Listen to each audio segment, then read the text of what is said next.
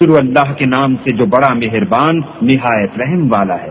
हमें शहर मक्का की कसम, और तुम इसी शहर में तो रहते हो, और बाप यानी आदम और उसकी औलाद की कसम कि हमने इंसान को तकलीफ की हालत में रहने वाला बनाया है।